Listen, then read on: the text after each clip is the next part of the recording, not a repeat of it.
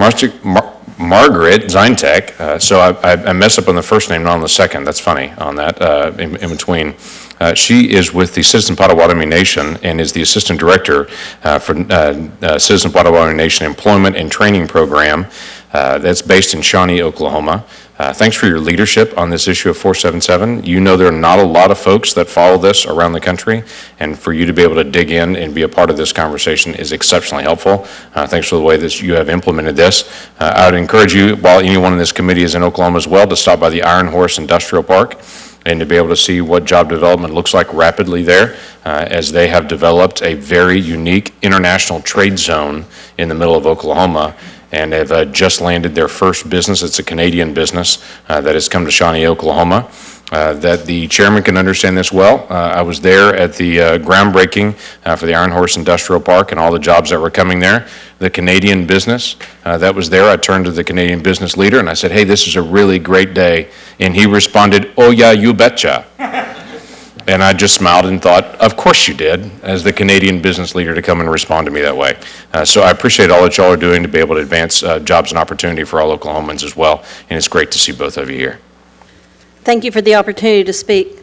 Bonjour, Wabdekwe, Nanishakas. My name is Margaret Zientek, also known as Whitehead Woman by my tribe, Citizen Potawatomi Nation. I'm here today to represent all the tribes that could not be here in person. You heard there's 67 plans or tribal organizations representing 252 tribes. There's an additional 10 that are in the process of being written or approved. There's an additional 74 that have expressed interest and are seeking technical assistance, representing over 120 tribes or tribal organizations. 477 is critical in the development of effective and efficient tribal services. The amendment 115-93 made it permanent and modified and expanded 12 additional agencies. It's unfortunate these agencies are throwing roadblocks in the way, such as the MOA. It is critical for the flexibility for the tribes to be able to do what needs to be done to meet the unique local needs. At the same time, it does reduce administrative redundancy by merging programs, financial reporting requirements, at least with the exception of one agency, and still meet GEPRA. In the last 3 years, ending with 2018, Citizen Potawatomi Nation is happy to report that we have served over 5,000 people through our 477 program, plus an additional 4,000 with child development services, our youth. The success of 477 is nearly 3 decades old, and we served in the highest unemployment areas in the country. Through the MOA, we have concerns. Those concerns are many, but I'll hit the highlights. The MOA was written entirely without tribal input and is simply inconsistent with the law. We submitted a red line for your review. The MOA unlawfully allows other agencies to make decisions that Congress specifically allocated to the Secretary of the Interior, shall have exclusive authority to approve or disapprove a plan. The MOA unlawfully restricts the purposes of the agency programs eligible for integration in 477 plan. The law is clear. Tribes may consolidate federal programs implemented for a variety of reasons or purposes, such as economic development, encouraging self-sufficiency, and to insert the word primary purpose of employment training is just wrong.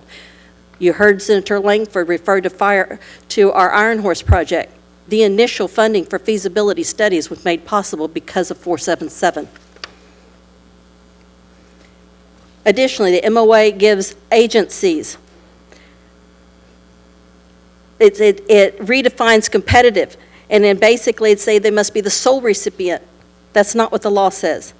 It gives authority to delay 477 plan review through multiple extensions.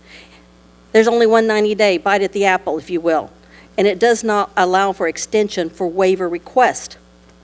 The MOA allows agencies to deny waiver requests for unlawful reasons.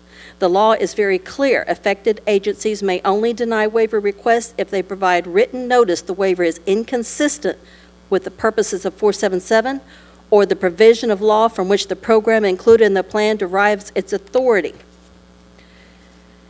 The MOA has already been used to deny additional plans or programs into 477. The first was just a request for Guidance or technical assistance, vocational rehabilitation program said you can't do it.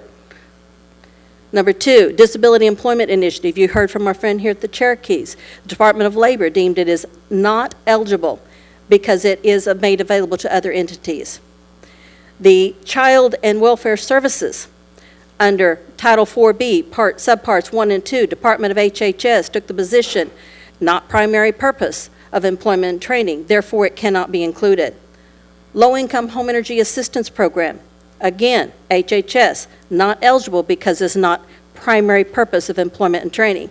90% of the people that we serve at Citizen Potawatomi Nation with LIHEAP, at a point-in-time survey, 90% of those same LIHEAP clients were eligible or were receiving 477 services. It seems stupid that we would spend money, administrative cost, to separate and run that program separately. In summary, I thank you for the bipartisan support that you have given us. I thank you, and I also thank the Division of Workforce Development, Terrence Parks and his staff, very knowledgeable and work with us. It's unfortunate that people above him at the Department of Interior do not use that knowledge and help us. Thank you again for your time. Thank you, Ms. Zientek. This time I'm going to turn to Principal Chief Hoskin.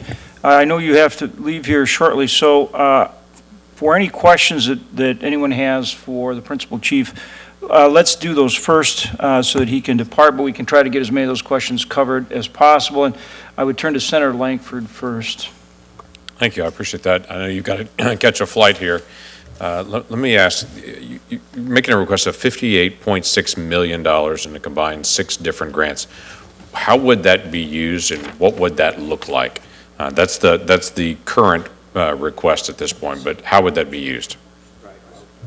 Senator, and so it's a broad range of programs, but I've mentioned the effort to combat opioid addiction, and we're doing things from the treatment standpoint, but this gives us the opportunity, just by way of one example, to get folks who are ready to get into the workforce, but then they can turn their experience and the skills we give them into helping others who are struggling with addiction. We have people who have other barriers to employment, whether it's physical barriers, which would have been the plan with the disability grant that we did not get to incorporate, to overcome those barriers. With our new effort to send people to technical training schools, we can fill needs for our new healthcare system, which in addition to the high-level professional positions, we need a lot of people with technical health training, because we have 850 jobs to fill in this new facility that you toured, and to do that, we need to put our people to work. They want to go to work, but these funds, running it through the efficient 477 program, will help us do that. We have our work cut out for us, and that's one of the reasons you see that spike in spending, is because particularly the demand for healthcare professionals. So just a quick clarification there, and I want to watch everyone else's time as well, but the 477 for you, is it you mentioned administrative barriers. Right. Is it easier to access? Is it forms to fill out? Is it less bureaucracy in the back? What makes the biggest difference? Because all these programs you're eligible for to be able to use individually. So what makes it work for you? It is so much easier when a Cherokee citizen who has needs comes into the Cherokee Nation and can go to one counselor and get a one-stop shop for their needs met right there. And then that counselor and the people above that staff member are not hampered by this various bureaucratic reports that we have to make. So one report, one budget makes it seamless up the chain so that the frontline staff worker can help that citizen with a range of opportunities. It is wonderful to see someone come into, say, our Human Services Department because they can't make it to the end of the month, and this one caseworker suddenly changes their life and they're able to chart a new future with a career because they could seamlessly do that. So when we cut out the bureaucratic hurdles and we can overcome the barriers of the MOA, we can really effectively change people's lives in a very efficient way. Okay, thank you. Thank you, Mr. Chairman. Vice Chairman Udall. Thank you, Mr. Chairman. Chief Hoskin, as you mentioned in your testimony, the Department of Labor denied Cherokee's request to include the Disability Employment Initiative grant in your 477 plan.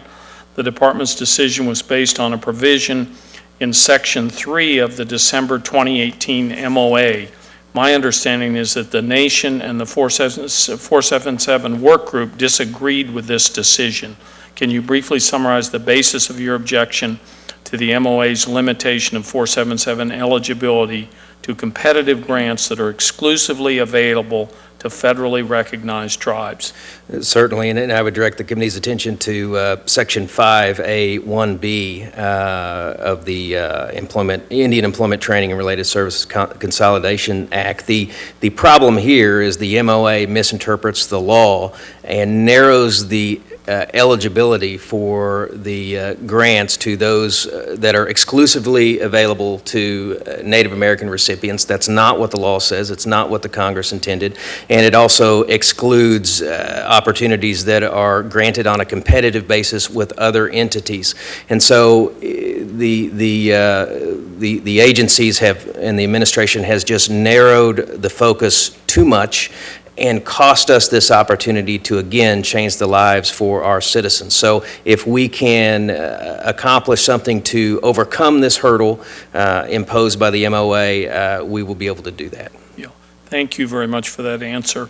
Chief Hoskin, tribes and congressional authors of the 2017 amendments believe the MOA does not comply with the statute in the following ways. Could you tell me if you agree with these ways that have been indicated? I think there are about 5 of them. Transfers DOI's authority to determine 477 program eligibility to other departments. Could you agree with that? Agree with that. That's an abdication, as the other witness mentioned. Restricts the universe of eligible programs by narrowing the 477 program's purpose. Yes, and we experienced it. Yeah, limits eligibility of competitive and block grant programs. Yes, we experienced that. Allows departments to extend the review deadlines for 477 plan evaluations. I agree. Needless delay. And allows departments to deny waiver requests. I agree. And all of those in violation of the statute and the intent that most of us up here, I think, were trying to direct the department. And all avoidable, Mr. Vice Chairman, with the consultation that I know the Congress intended. Yeah, thank you very much. Thank you, Principal Chief. I understand you do have to catch flight. I think those were the main questions people wanted to get in, so you're able to go when you need to. At this point, Senator, did you have any questions? Okay. At this point, we'll turn to 5-minute rounds of questions. I'll begin with Director Bighorn. Both President Anderson and Ms. Zelnick's testimony mentions the memorandum of agreement signed by the federal agencies. Section 9 of the 2017 amendments give the Secretary of the Interior exclusive authority to approve or disapprove a 477 plan. Instead, Interior has given away this authority to federal agencies who now have final determination authority on which programs are eligible for inclusion in a 477 plan. Why did the Interior give away the exclusive authority that Congress provided in Section 9? Senator, thank you for your question. The approval process still remains with the Department of the Interior. We read the statute, and it doesn't give us, the Secretary of the Interior, the authority to interpret the regulations and statutes of other federal partners. As we've talked about today, the MOA was developed in consultation and coordination with the 11 other agencies, with 11 other missions, coming together to try and provide a consistent document that would provide not only to the federal partners, but also hopefully to the tribes, the process for getting a plan approved. And so when we still reach out to the federal partners, as I said in my testimony, we coordinate with the federal partners to determine whether or not the programs being proposed for inclusion into a 477 plan meet the statutes and the regulations of the various other 11 agencies. And so we still have the authority to approve and disapprove of those plans, but we do consult with the other 11 agencies on the plans that are submitted by the tribes. Will DOI commit to reworking the MOA so that it accurately implements the law, or do you believe a legislative fix is necessary? As I said before, Senator, we interpret the law to state that it doesn't give the Secretary of Interior the authority to interpret the statutes and regulations. The MOA allows any party to come forward with a proposed amendment within 90 days to consider a proposed amendment, and I believe the Secretary of Interior, as well as the Assistant Secretary, is willing to consider any amendments that may come forward from the other parties. Are you willing to rework the MOA? Is my question. Are we willing to rework the MOA? Rework the MOA. Are you willing to rework the MOA? If Congress, we certainly are willing to provide technical assistance to the committee, and if the committee says that we need to, if there's a law passed that says that we need to go back and revisit the MOA, then I'm sure we would go back. But my question is, are you willing to rework the MOA, or do you feel it requires legislation to change the MOA? I think that the MOA legislation would help to go back and rework the MOA, because the MOA, because in the legislation that we received, there was no guidance on how to go about developing and producing the MOA. Okay, you should consult at BIA. I want an answer. Are you willing to rework the MOA, or do you feel you need legislation from us in order for you to do that? And I want you, I mean, you may need to consult with others on that, but I want an answer to that question. Senator, I don't think I can be able to give you an accurate answer to that question today. I certainly can go back and visit and come back to you. I understand you may need to do some consulting, but I want an answer to the question. Thank you. Ms. Zientek, in your testimony, you highlighted several areas where the MOA fails to comply with the law or is otherwise contrary to the intent of Congress. What's the most important part of the memorandum, in your opinion, that needs correcting? Well, I would have to say it's three parts. First off is get rid of the insertion of the word primary, employment and training as a purpose. Primary is not in the law.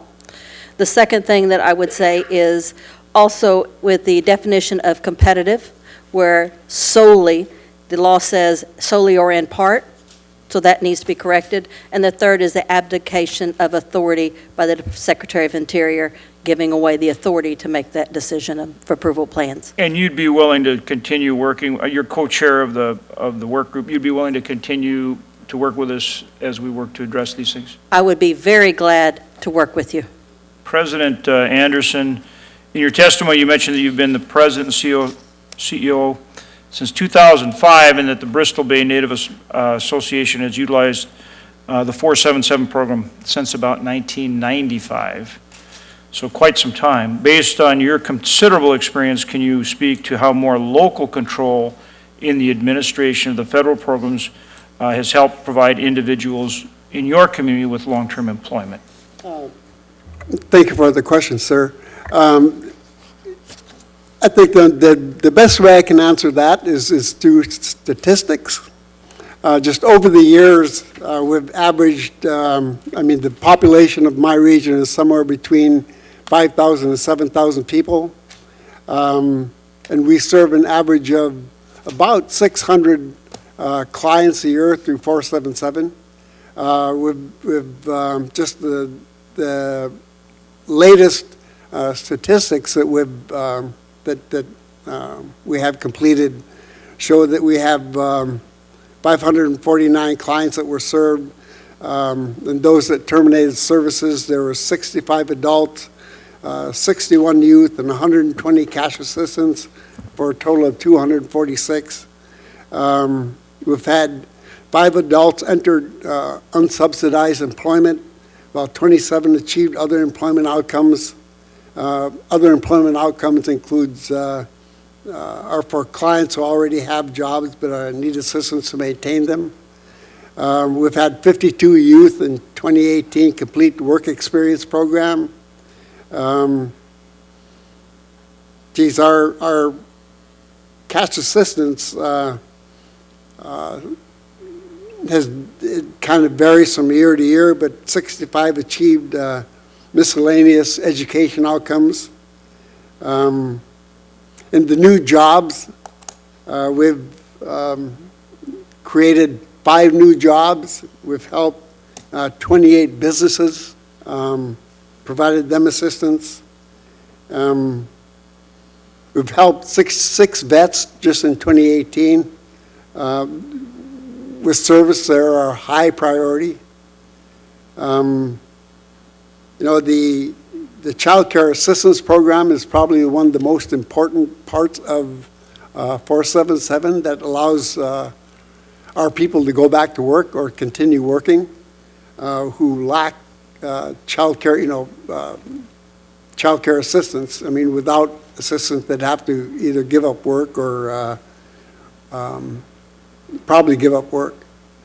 So, in the years that I've been involved with BB&A, this is one program that we've seen grow. We don't disagree with, with the BIA that this is an important program. We agree with them totally. We were doing backflips when this law passed because it so much met all of our needs. All of the needs within, not only within Bristol Bay, but throughout the state of Alaska. Then the MOA comes along and kind of makes us wonder whether or not the rule of law applies to the BIA or Department of Interior or the 12 agencies that are listed in the MOA. Because there are 5 areas that are completely not in compliance with the law. How much more clear do you have to be with the word exclusive?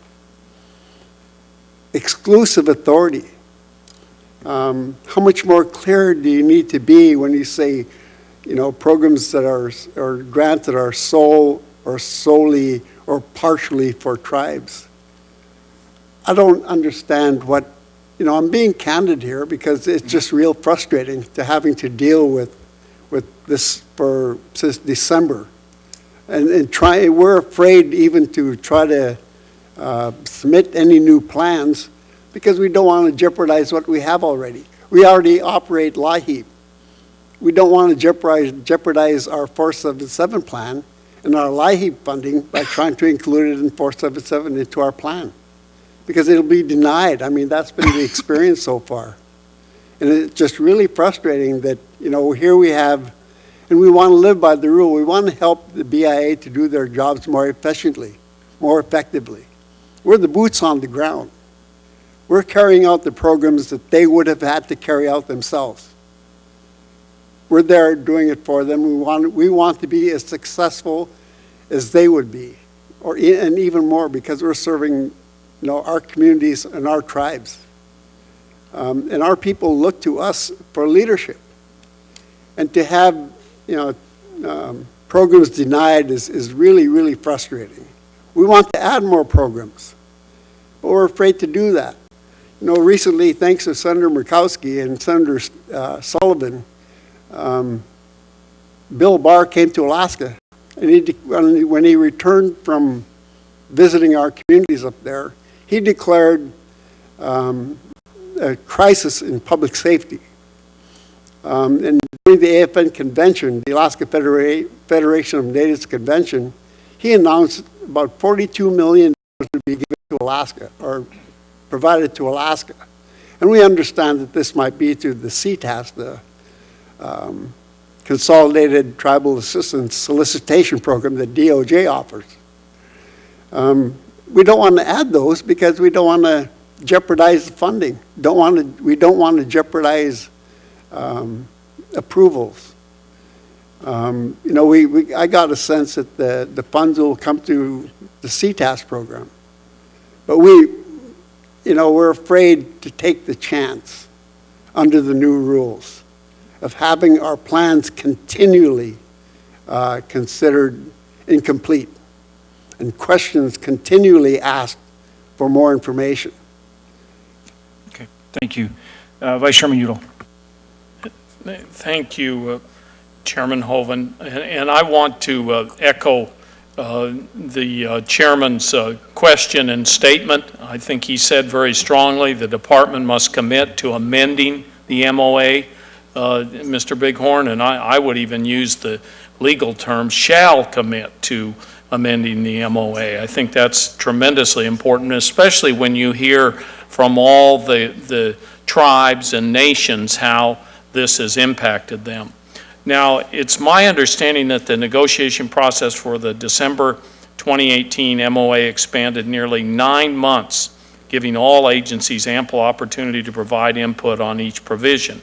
However, according to your testimony, Ms. Zientek, these months-long negotiations took place, quote, quote, behind closed doors and without any meaningful tribal input, end quote. Can you confirm that tribes were not consulted during the drafting of the MOA at all? That is correct. We were called to a meeting and said we're going to be releasing the MOA the next week. That is the extent of tribes being spoken to about it. And do you feel the lack of meaningful tribal involvement in the original MOA drafting process contributed to the implementation issues described here today? I do. I believe that it was left to the frontline individuals that were causing us issues, and why Congress, why this bipartisan law passed was to fix those issues. So they found a way to put them back in the MOA and cause those same issues again, or even more. Mr. Bighorn, I hope you and the department agree that consulting is the bedrock of a strong government-to-government relationship with the tribes. How will the department improve its 477-related consultation efforts moving forward? Thank you for your question, Senator. Yes, we certainly support self-determination, self-governance, and that's been one of the bedrocks of the administration. Consultation. And it's consultation, yes, The consultation. thrust of this question is about consultation. So in consultation, obviously, the Department of Interior has consultation policy on major issues that come forward. In this particular instance, of course, leading up to the drafting of the MOA and the signing of the MOA, the statute basically told the 12 agencies who were subject to this law that you need to get together and develop an MOA. And to the best of my knowledge, the statute didn't put any consultation processes in place. When we went forward and drafted the MOA, and I was part of many of the meetings, it was effort by the 12 agencies to come forward and put together a implementation plan. And since we were responsible as federal departments to implement the 477 amendments, we came together and to try and make it, like I said earlier, a consistent document that hopefully would be understood by all individuals who are participating with the 477 program. But as we move forward, we are working with the 477 Tribal Work Group. We have these annual meetings to go forward and talk about these issues and have some meaningful consultation and conversation, really, with the Tribal Working Group. And we have those in place. The law puts those in place, a yearly meeting, but we always have an opportunity to meet with them at the national meetings and regional meetings. So we have continued dialogue with the Tribal Working Group on issues of importance to them and concern to them on the 477 plan. And you're committed to moving forward with consultation? We will move forward with consulting them with them at these meetings on issues that come up, yes. For over 2 decades, the 477 program has helped tribes cut through the complicated tangle of federal programming to address workforce development, and that silo busting is the key to success.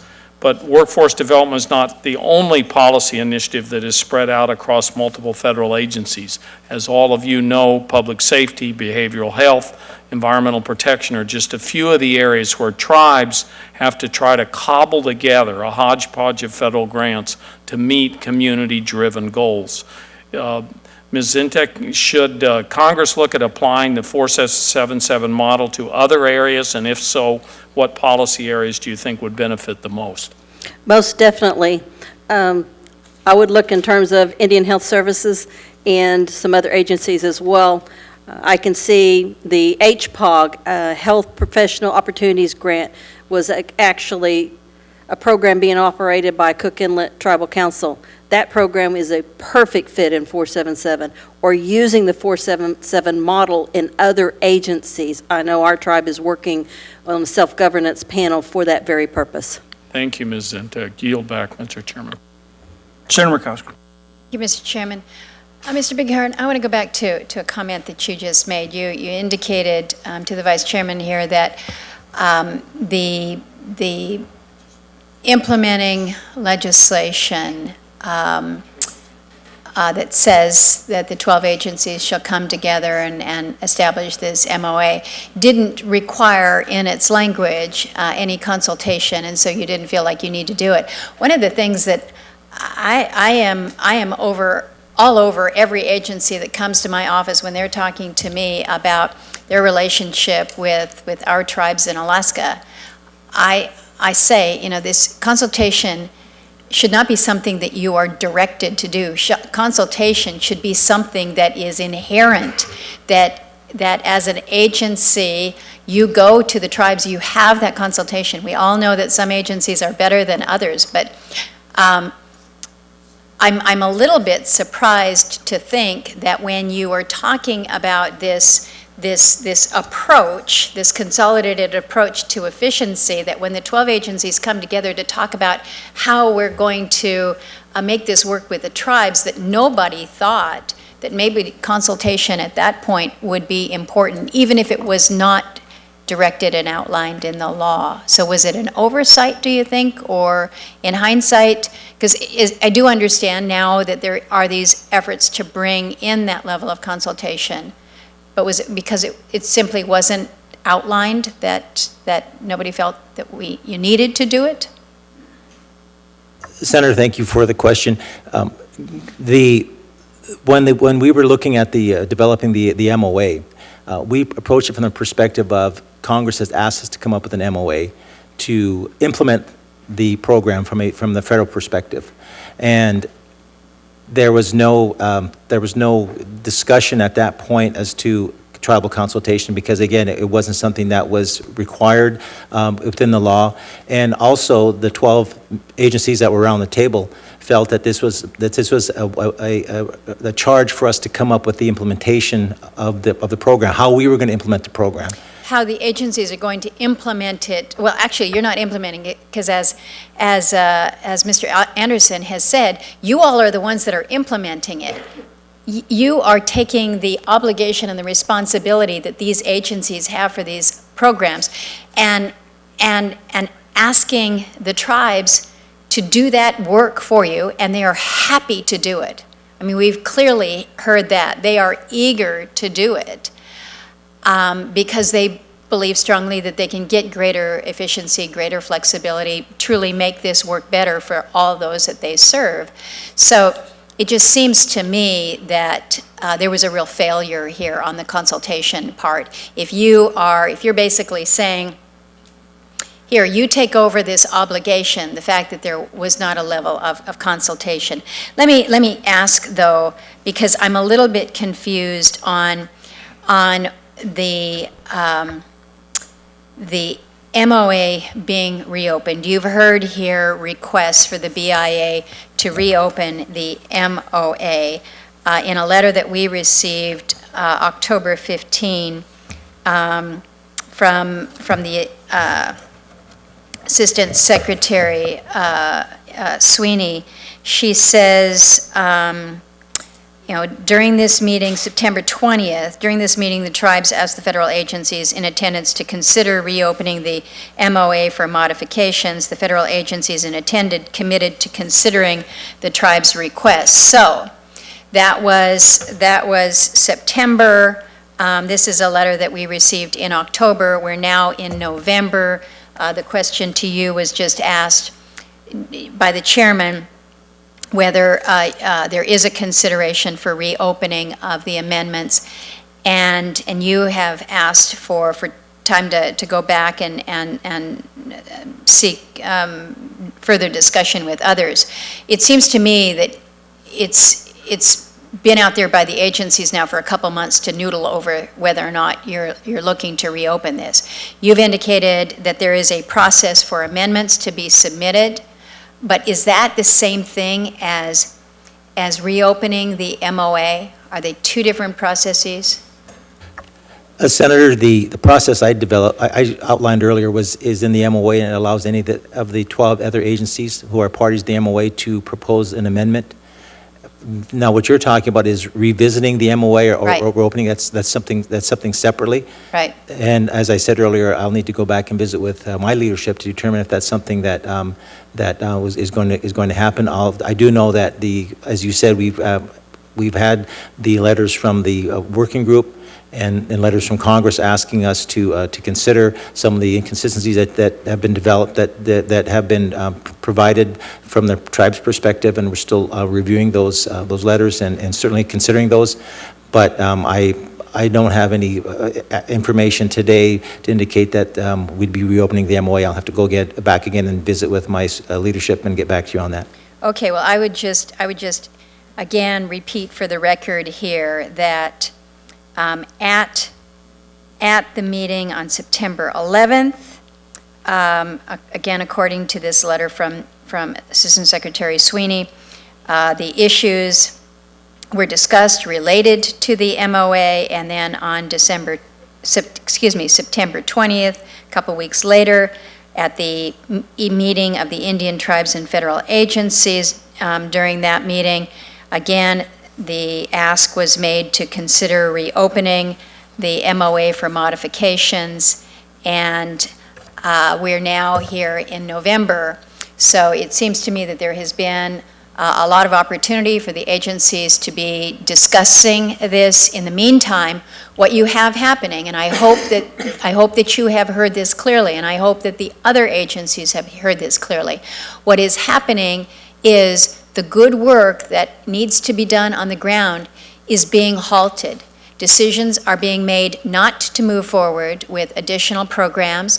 What Mr. Anderson has just outlined with what is coming to many of the tribes right now through these grants that are being made available to us through Department of Justice. There's a real hesitancy to figure out, okay, how can we be most efficient in getting these funds out to those who need them?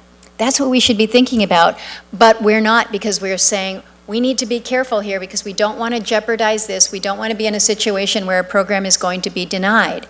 So what you have happening because of these inconsistencies within this MOA, because of these denials that Ms. Zientek has outlined so very, very clearly, you have a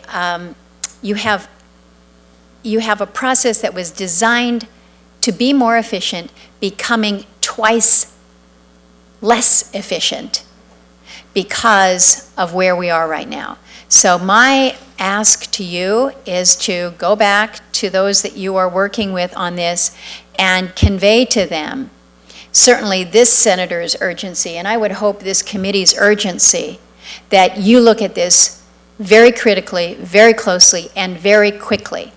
Because in the meantime, the efforts that need to be made to allow for the good benefits of 477 to proceed are being hung up. And if there's any question about that, I would ask that they read the transcript of what Mr. Anderson has just outlined in his response to Chairman Hoeven, because he articulated very, very clearly what is happening as a consequence of this confusion that has been created, these impediments that have been created by this MOA.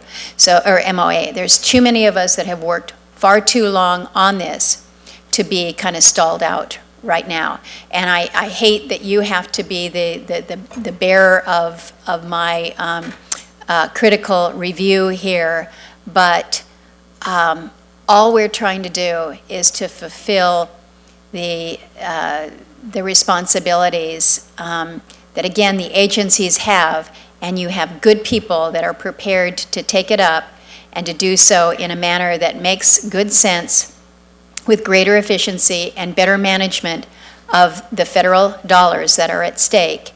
And it's our own federal agencies that are not allowing us to be as efficient as we need to be. So I would ask you to take that message back to your team. Senator, yes, I will do that. Thank you. Thank you. And I thank you, Ralph, for coming all the way and for your very clear statement. Thank you, Senator, and thank you for your leadership. Thank you, Senator Murkowski. Senator Cortez Masto. Thank you, Mr. Chair. And let me just echo the concerns that you've heard today. I absolutely think that this MOA can be addressed without legislation. But what I'm hearing, just so I understand, is you know about the concerns that have been addressed by our tribal communities, but no action is taken to address those concerns through the MOA right now, as we sit here today. That's correct at this point. And for purposes of just reviewing the MOA, let me just say this. It can be terminated by mutual agreement of the parties upon 30 days advance and notice of intent to terminate. 30 days, done, boom, you can start all over again if you so choose to do. But I do have concerns that The intent here, and again, I'm not going to belabor this because you've heard it over and over from my colleagues, and I absolutely agree with them, was to work with the tribal communities, not to hinder, not to put barriers up, not to prevent them from getting these funds. But let me ask you, Ms. Zientek, prior to the amendment and the expansion, there were four agencies working together. At that time, were you seeing similar types of inconsistencies with the laws with respect to the interpretation from those initial four agencies? Well, three were players, the fourth never came to the table, Department of Ed, even though it was allowable by law. There was an MOA in place since 2005, just need to be brushed off and expanded. HHS had thrown up several roadblocks, and because of those roadblocks, that is why we came to Congress to please fix the law, and why the 115-93 was passed was to fix those issues. We still have some interpretations where HHS believes a tribe must operate a program for a full year before they can put it in 477. I know that's hitting the Cherokee Nation with the TANF program. Terrible expense to set up all the accounting and financial requirements and training of their staff to turn around and throw it out the door a year later. So yes, there were still roadblocks. That's why the 115-93 got passed. In the original MOA with the four agencies, was there tribal consultation when that was created? Actually, I wasn't around for the very first one, but I was around. I've been 23 years with the tribe and 477. And for the second one, yes. Mm-hmm. The predecessor to Spike, Miss Lynn Forsha, did actually reach out to tribes, a copy of the MOA, and we were able to make comments and put that forward. We provided actually that copy of the MOA back to the agencies in February, I believe, of 18 through Hanky Ortiz before she was relocated. Thank you. So let me just be very clear, and I hope, Chairman and the ranking member, I hope you don't have to come back before us, and I hope we don't have to do legislation, because I do think it's unnecessary. Just reading through the MOA myself, I don't think you need to be an attorney to find the inconsistencies with the current law. And so it should be addressed by the agencies in a timely manner. But I'm hopeful that we can somehow put a time frame on this and monitor it to make sure that we're bringing them back before us if it's not done in a timely manner, so that we are addressing these concerns, but at the very least through legislation, which I think is unnecessary. So thank you. Senator, I think that's right on the mark, and so I think I just follow up with a question to Director Bighorn as to when we can expect a response.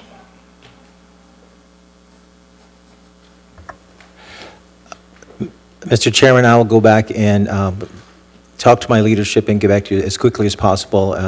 Take all the information that I've had given to me today. I understand the urgency of this committee. We also would like to resolve any issues that have come up, and I give you my guarantee that I will take this back to my leadership and get back to you as quickly as possible with some information. Yeah, why don't you get back to us within 30 days? I mean, even if you don't have a definitive answer, I'd like to hear back, the committee would like to hear back within 30 days. Mr. Chairman, I'll take that back to my leadership in 30 days. Okay. And then the other thing is, did the Department of Interior follow Executive Order 13175, which mandates consultation in developing the MOA? Was that done? In the development of this MOA, there was no tribal consultation in the process of developing it. It was just as Ms. Zientek said, the MOA was completed, and we had a meeting with them to update them on what was developed. Right. So, I mean, you can see our concern, and I think a clear path to go back and really take issue with your statement that the statute that we're talking about here today directed the department to draft and implement the MOA without consultation. Without consultation. The Department of Interior knows very well that any direction it is given to act is to be done with consultation. To say that the statute does not direct it runs counter to all Indian law principles, existing executive orders, and the spirit and the language of the law that's before us. So we need you very quickly, I think, to comply with what exists in your department in terms of a mandate to move in the right direction on this. Also, one other brief note, I plan to raise this with Assistant Secretary Sweeney. You understand she's not here today. I'd ask you to bring this back to the department, to her, to the deputy, to the secretary. And I'm once again frustrated by DOI's glacially slow progress with remediation of the health and safety issues at the Pine Hill School in New Mexico. After tireless prodding from me and my staff and requiring DOI to provide my office with weekly updates, the department finally announced a facility remediation plan in April of this year. However, since then, the department has failed to provide its required progress reports. By the end of the week, I would like the department to submit updates on the following items: replacement of the perimeter safety fencing, repair of the middle school roof, and remediation of mold in the library, gymnasium, and kindergarten classroom. And with that, thank you again to all the witnesses here today, and thank you, Mr. Chairman. Thank you, Vice Chairman Udall, and if there are no more questions for today, members can, however, submit follow-up questions for the record, and the hearing record will be open for 2 weeks. So again, I want to thank all of the witnesses as well for being here and for your testimony, and to both you, President Anderson, and Ms. Zientek, thanks for your good work and what I thought was just very clear testimony today, so we greatly appreciate you. Thank you. Thanks so much. And Director Bighorn, we look forward to working with you on this important issue. Thank you. Thank you, Mr. Chairman. Thank you all. With that